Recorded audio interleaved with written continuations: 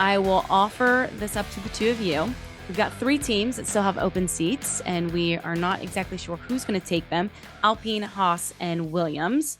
Laurence, I'll start with you. You can pick any of the three teams with an open seat and who you possibly think we will see sitting in it in 2023. Okay, well, I'm going to say Alpine, and I want to see Gasly go there because as much as I like Gasly at AlphaTauri, it's been great and he spent a lot of time there. I think he needs a change in his career and he needs to go to a new team. And Alpine makes a huge amount of sense. French team, French driver.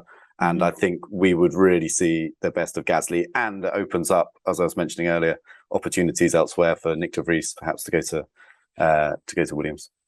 Nate, are you good with that? Do you approve if he is the commissioner? Well, Laurence stole my one. That was going to be mine because I'm a big Gasly fan. So no, that's okay. It just means I have to think on my feet. Yeah, you have to think on your feet. You got Haas or Williams. What say you? Most people who listen to this pod will probably be like, Nate's going to say one of these teams and Daniel Ricciardo, but I'm not. I'm going to surprise people. Okay, I'm not a complete fanboy when it comes to that. I'm going to say Williams, and I the more I think about it, the more I like the idea of Logan Sargent getting that seat. And I'm not just saying that because we're on a podcast for ESPN with an American audience, but I think it's about time we had an American driver. It increases the interest there. But I one of the days coming into Zandvoort, I was walking into the circuit and somebody patted me on the back and said, Nate, and it was Sargent. I interviewed him in Austria and I talked to him the whole way into the circuit. Really, really nice guy. And I kept asking him, I was like, so, how are you feeling about next year? And he was like, well, we'll see what happens. This was before De Vries had done his thing in Monza. So obviously things have changed a little bit there, but just a really nice guy. And I think it's always nice when people take a chance on a young driver. Maybe he needs another season in Formula One. But from what I understand, before De Vries's kind of heroics in Monza, Sargent was really being lined up for that seat. So it's interesting now for Sargent. Obviously, it's a great thing if De Vries gets the AlphaTauri seat because I think Sargent's really the only option there. But yeah, I think he'd be great. He's won a race in Formula 2.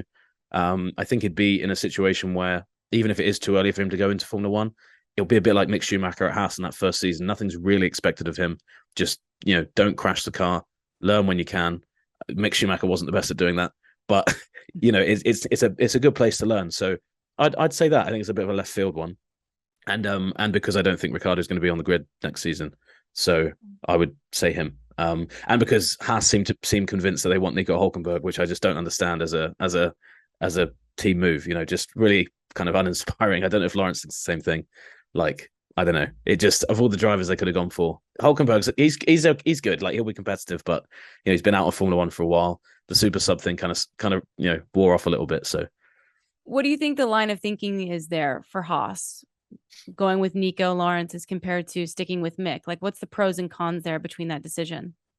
Well, I think they've seen how good Kevin Magnussen was, certainly at the start of the year when he came back. And Nico Hulkenberg it's a similar kind of driver you're getting. So I think they know that if they put Nico in there, he's going to drive that car hard and he's going to be fairly consistent at getting the points.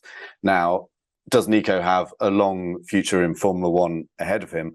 Probably not. I imagine if he came in, he may do 2 or 3 years and, perhaps it could leapfrog somewhere if something opened up. But the chances are that would be it. So it's kind of uninspiring from the outside, but you can understand why Haas, especially after that year when they had Nikita Mazepin and Mick Schumacher in the car, and they were both not performing on a brilliant level. And then at the start of this year, Mick goes and destroys a couple of chassis early on. That's not good.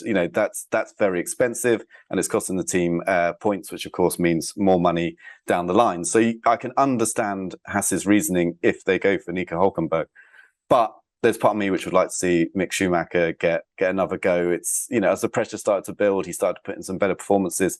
But the unfortunate thing for Mick is that as he's got more comfortable with the car, the relative performance of the Haas has dropped off compared to the rest of the midfield. And so even if he's putting in a performance that's better than Kevin at the moment, it's unlikely to score points. So I feel a little bit for Mick, and, especially with it looking more and more like Mick may not be a part of the Ferrari Academy going forward, which I can also kind of understand, because if you look at his performances, they haven't been on a level as good as, it's good enough to replace the likes of Carlos Sainz and Charles Leclerc. I get that.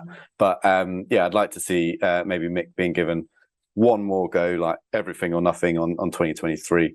And I think as fans watching, that's perhaps a little bit more interesting than Nico Hulkenberg, just because, you know, Nico's had a fantastic career. He's been that kid coming in and being the one that everyone was really excited about. And then it just didn't quite work out over the time. So if he comes back, it's like, well, realistically, what we're looking at, We know 2-3 the years. ceiling. Yeah, I feel like that's the case, which seems a bit harsh on Nico because he's a great driver, but I don't think he's really on that level where he'll go then to drive for the Mercedes, the Red Bulls, the Ferraris, and really, you know, we want young drivers coming through who have the talent to do that. But it's an interesting situation because, you know, so often it's usually the case that there's more drivers than seats, and you know, almost feels a little bit the other way around. But it's a strange one where you end up at the end of this year with Daniel Ricciardo not being on the grid, when at the start of the year we felt pretty certain that he would have a contract with McLaren beyond this year. So it's an unusual situation in the driver market, but that might be an opportunity for the likes of Hulkenberg. And it is wild, isn't it, that Ricciardo's name is there, and yet we've just done a little segment on the driver market, and really we're like, well, it's probably not. Ricciardo's probably not going to be a factor, which I think became quite obvious, you know, within the days after his decision. You know, we thought immediately, like, well, Alpine seems like the logical place for him.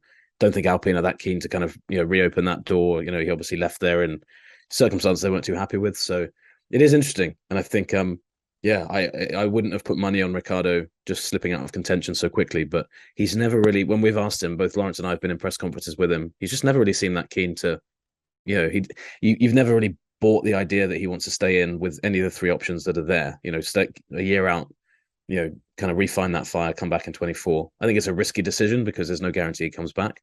Sure. But and like Laurence said, you know, there's not many options this year. I don't think there's going to be that many for 24 either when you look at how people are tied down at contracts. So yeah, difficult at the moment. And it shows you why maybe we need an extra team or two so some of these guys can get some chances to come in. Obviously, Formula One team bosses disagree with me on that, but it would be nice if there was some more landing spots for these guys. Easy. Nate, we only have so much time for the pod. Okay. Yeah. We're going to have to start a new episode. Yeah. I just want to say as well, Laurence explained way better why I said Hulkenberg was uninspiring than I did. I still think he's a really good driver and he'd do a good job there. Just from the outside, it's just not that exciting. For what it's worth, from what I understand, Kevin Magnussen is lobbying for that to be the move for that exact reason. He says, look, we get some stability between the two of us.